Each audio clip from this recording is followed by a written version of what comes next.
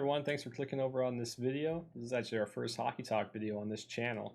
Still a new channel, but we love hockey. I'm Sean, I'm Kim. and we're just taking a look at our favorite teams, the Anaheim Ducks, both born and raised in Southern California, so it's only natural. Um, so we're just going to take a look at the 2021 season. So let's get into it, huh, Kim? Let's do it. So we're going to start off with a little recap of last season. The Ducks didn't do so good, let's just say the least. It was Dallas Eakins' first year as a head coach. It was rough. Bob Murray said the kids kind of got away with murder. So, but I thought maybe the chance for the kids producing, and then, Gibby, being always Gibby, he's always amazing, but, he had a little rough because the defense front was bad. But it didn't turn out to be good. But I think the moment of the season for me was when Nicolas Deslauriers, never going to get that right, folks, I'm sorry, that he scored a natural hat trick in the second to last game of the season, a 5-2 win. So I remember screaming in my dorm room in Colorado when I was there, and roommates weren't too happy about that one. Yeah, it's a little bit later in Colorado, so yeah, I can only imagine that. But yeah, I would say that was definitely a high point. Nick Deslauriers, not known for the scoring, then dropping three. That's pretty cool. And then let's just take a look at what the Ducks did in the offseason. Not too much, but since after trading Branson to Ottawa and choosing not to sign Michael Lozano, but instead signing Kevin Shattenkirk to a 3-year deal. Pretty huge signing for the Ducks. Makes their defense much better than last season. And pretty excited to see what Shattenkirk can bring to the table. How about you, Kim? Yeah, I mean, for Bob Murray, Bargain Bob, as everyone calls him, that is a great move. And I think that contract at that price is a great thing. And then, of course, we're bringing back elite center Derek Grant, makes us immediately Stanley Cup contenders right there. Definitely. Is a great. He seems to always produce at the Ducks. Doesn't seem to do quite as good anywhere else. Yeah, and then last but not least, Ryan Miller coming back. Late decision by him. Just love Ryan Miller. Even loved him when he was back on the Sabres. Just Team USA goalie. Gotta love the guy. But he's just a great backup for, talk with Gibby about things. Learn from him. And cheap 1-year deal. And then of course he actually made a little. He tweeted a little something saying, "Okay, I don't like this retirement thing because he experienced it during quarantine, so he had to come back. He had to come back." Yeah, that's pretty funny. So I guess he's not going to stop playing until the Ducks tell him not to. So yeah, so quarantine's over. Yeah. So let's take a look at the forwards in the Ducks system. You can see there's a lot of them, a lot of forwards, especially centers. If you take a look at the left side and the Ducks logo, these are the forwards that me and Kim think are 100% locked to make the team. And then if you look at the players underneath the goals, these are players we think are 100% locked to make that team. So really, what it's going to come down to is this list in the middle. These are the players that they could go either way, and with only 2 spots up for grab, it's going to be a battle for those. Yeah, definitely. I could see, Trevor Zegras, MVP gold medal winning Trevor Zegras from the World Juniors. I think he'll start in the goals, but he will definitely be there at the end of the season. I have no doubt in my mind. Yeah, I think so. And then you got Isaac Lundenstrom. He's a good defensive forward, but I just think he's not in the same, or good defensive forward, sorry. I just don't think he's in the same tier as these next 3 guys, Max Jones, Max Comtois, Troy Terry. I really think those final 2 spots, it's going to come down to a combination of these 3 guys. They're probably all going to be up there at some point playing, so look for those guys to be playing a big part on the team. And now let's take a look at the defense. Defense is a little more simple than the forward situation. We got Brendan Gooley, who suffered a collision injury in practice. He's going to be out for 6 weeks. Yeah, it's pretty bad. I love his speed and what he brings to the team. But, we got Cam Fowler, new Duck, Kevin Shattenkirk, Josh Manson, Hampus Lindholm all making the Ducks. And you can see the other defensemen who we think are going to be on the goals. But that leaves 6 players. Yeah, that those 2 spots right now is going to be up for grabs. And that includes Ben Hutton, who Ducks just signed because Christian DeJeus just he got claimed off of waivers. Kim, what do you think of those players? Yeah, Ben Hinton was just actually signed. He played on. I think you said that, but he was actually on the Kings last year. He was pretty good on the PK unit, so he could be surprised fit on. I think it's tough to lose, juice, but it's all right. Mhm. And I think all in all, Jamie Drysdale will be with the Ducks surprisingly, and I just because of some issues with the contract between AHL and NHL. So yeah, Yeah. That's gonna bring us to me and Kim got together, decided what is the Ducks lineup going to look like, and this is what we put together. So we got Sonny Milano, Ryan Getzlaf, Danton Heinen up top. I think this is going to be a pretty good line because of the speed on the wings. Sonny Milano, Danton Heinen are both extremely fast forwards, and Sonny Milano, he had his first year with the Ducks. I thought he looked great. Loved the speed.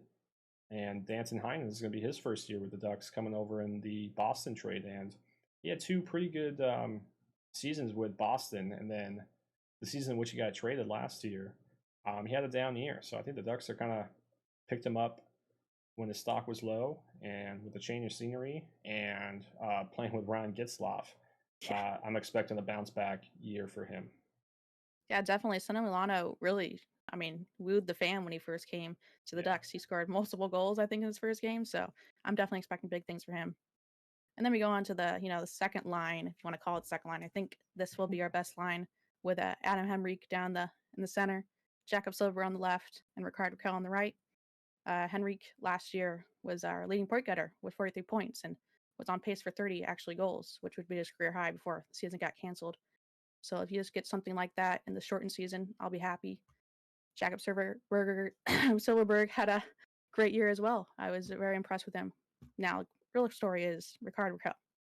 He Yeah. needs to hit 20 goals this year to I mean, he hasn't done it the last 2 years. It needs to happen. At least 20. I'm really hoping for 25. Oh yeah, I know. I know you want to say that he's your favorite player once again. He used to back when he made make his breakout year. That was Kim's favorite player, but it's kind of lost favor in her eyes because of the last 2 years. And Making it hard, but man. Making it hard. yeah, definitely. And somebody who hasn't lost any favor for me, Jacob Silverberg, probably my favorite Duck right now. Just love his defensive play, just such a pest. And yeah, that line is just solid. And that comes to the kid line. We can still call them kids. It got Max Comtois, Sam Steele, Troy Terry, and this line. This is the make it or break it line for me. I mean, if these guys can perform, I think the Ducks have a good shot at making the playoffs. You Yeah, know, I and agree. you can throw Max Jones in with those three guys. It's just hard to tell. I think they're both going to be playing some time in there, especially since both the Maxes, I think, similar builds and similar play styles. So either one of them can slot in on that left wing. Yeah, it's just up in there, like you said. It's just whoever comes the best out of camp, that's who's gonna make it. That's Yeah, definitely what's gonna be. And then we got the fourth line, with Leetzer, Derek Grant on in the center, and then we got Carter on the right, Nicola, Nicholas Decolorier on the left, and you got it. that line they were together last year. They're pretty good, great defensive, chipped in now and then. So I think it'll be good. Yeah, just a traditional checking line. These guys, they bring energy, they bring physical play.